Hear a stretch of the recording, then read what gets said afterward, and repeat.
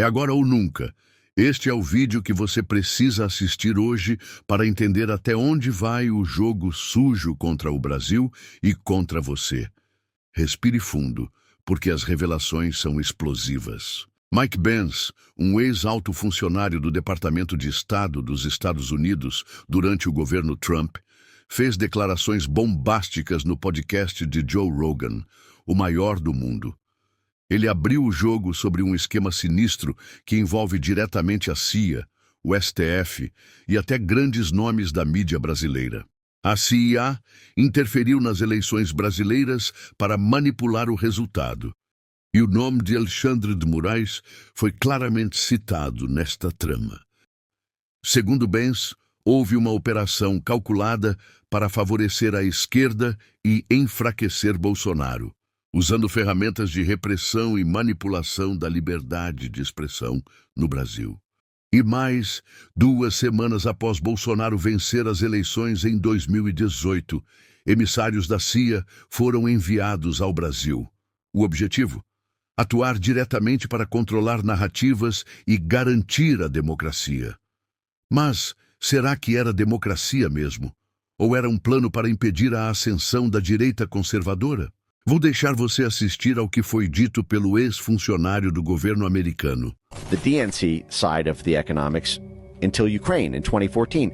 That was when there became a bipartisan consensus on the need to effectively go to war and launch this big energy sanctions operation against Russia. That's who's running that SEPS program. It's both sides of the political aisle, but both of them hate Trump. Both of them hate populists, whether it's the U.S. with Trump, Bolsonaro in Brazil, and again, the whole suite of EU countries that we just talked about. And they descended on Brazil just 2 weeks after Bolsonaro was elected in 2018. The Atlantic Council and NED held all these meetings about how Bolsonaro only won because of basically social media and end-to-end encrypted chats like WhatsApp and Telegram, and that we need to basically stop Bolsonaro's presidency in its tracks and stop him from getting reelected by creating a censorship infrastructure in Brazil that is powerful and institutionally as wide and deep as our other diplomatic work.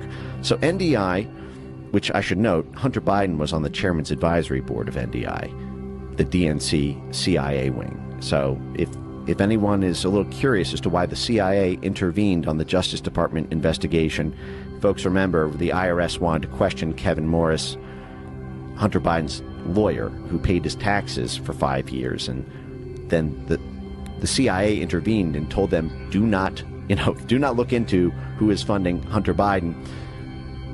I find it curious that the CIA's DNC branch, Hunter Biden was on the chairman's advisory board. But so NDI sets up this sprawl of coalitions called D4D, Design for Democracy.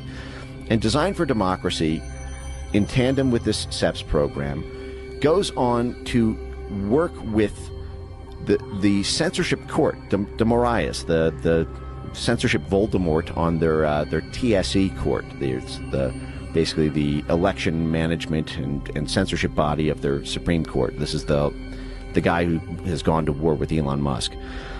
They help that censorship court set up a disinformation task force, and their own institutional assets get put on the advisory committee of the Brazilian censorship court to direct the censorship policies of the same institution that banned X from Brazil, that seized Starlink's assets.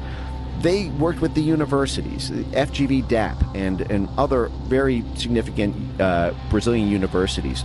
They set up disinformation centers in there and got academic thought leadership published in Brazil about the need to pass anti-misinformation laws.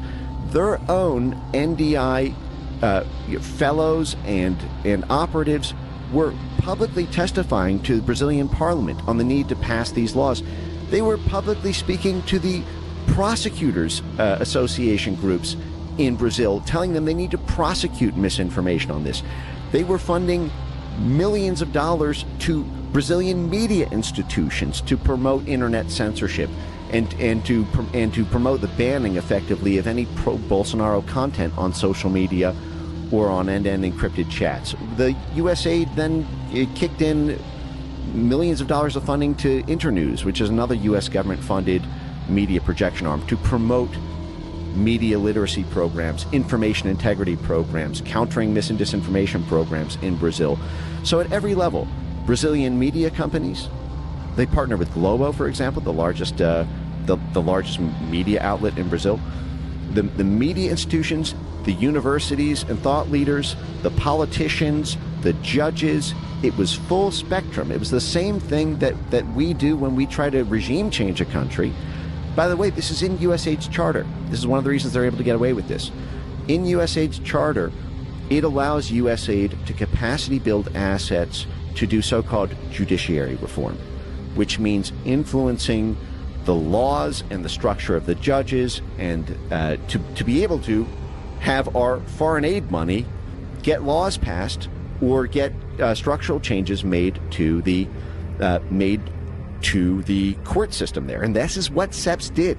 This State Department, CIA front censorship organization, they developed a strategy they called EMBs, election management bodies, which is basically focusing in on the court system of different countries that are in charge with adjudicating elections, in order to get them to grow a censorship capacity to censor the ability for people to question their elections. And they've had all these stakeholder meetings. Some of them are really funny. Some of them, they said, well, some of our EMB partners didn't want to actually, didn't think they could pull this off. They couldn't convince the other political stakeholders in their country to grow this censorship capacity, and they advised them about how they could cleverly use rhetoric to disguise the programs. Don't call it a counter-disinformation program if you think that'll ruffle too many feathers. Instead, simply call it strategic communications. And because every government agency has some sort of public affairs branch, some sort of communications capacity. Simply say that this is for monitoring and engaging in strategic communications, and then you can mass flag the accounts of the U.S. State Department's political opponents they want to stop from winning the election. Jesus. Agora vem o ponto crucial. Por que esse vídeo não está sendo exibido na Câmara e no Senado? Por que Arthur Lira e Rodrigo Pacheco permanecem em silêncio enquanto essa denúncia repercute no mundo? A omissão deles chega a ser cúmplice e a população precisa cobrar um posicionamento imediato. E lembre-se, essa não é uma teoria maluca que surgiu na internet. Estamos falando de um ex-oficial do governo americano, alguém com autoridade para expor como o sistema realmente funciona nos bastidores. É ele quem afirma: dinheiro americano, mídia global e membros do STF estavam alinhados para sufocar a direita e criminalizar quem questionasse as eleições.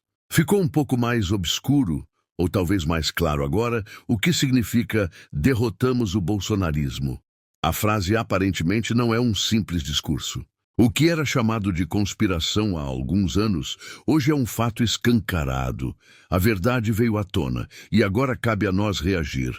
Voto impresso com contagem pública não é um pedido, é uma exigência. Chegou o momento de agir. Este vídeo precisa ser compartilhado em todos os grupos, enviado para todos os contatos e pressionar o Congresso Nacional a se manifestar. A verdade precisa ser vista e ouvida por todos. Pense nisso. Até quando aceitaremos que interesses estrangeiros decidam o futuro do Brasil? O silêncio é conivência. Reaja. Espalhe este vídeo como nunca antes. O Brasil precisa de você agora.